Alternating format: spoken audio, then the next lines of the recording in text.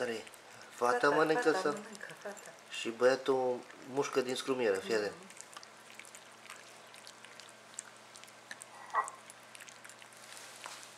Tu că lâmbuiește, vezi?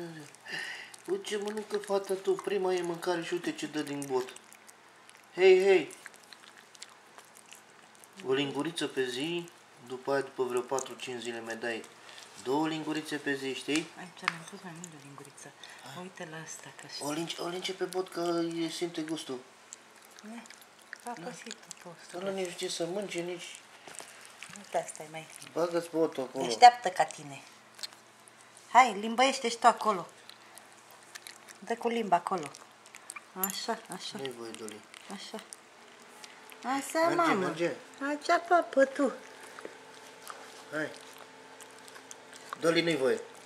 Trebuie să urc în pot să iau... Dă-te, Doli, de acolo. Doli, nu-i voie. Nu-i voie. Uită-te, și la asta îi trebuie la bătrână. Mai că mai punem amesiție. Că poate ție de asta, da. Hai. A păsit-o bătrână. Da.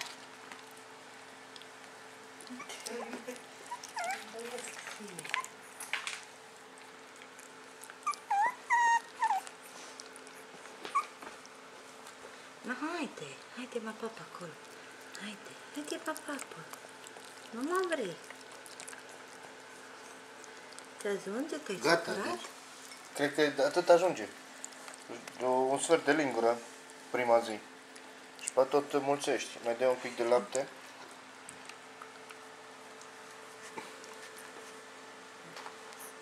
Fuge la țâță. La țâță merge.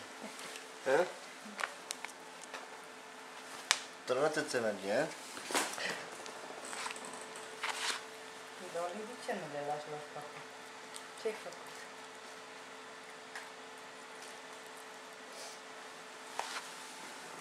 Mănâncă mâncarea lui copii. Doli.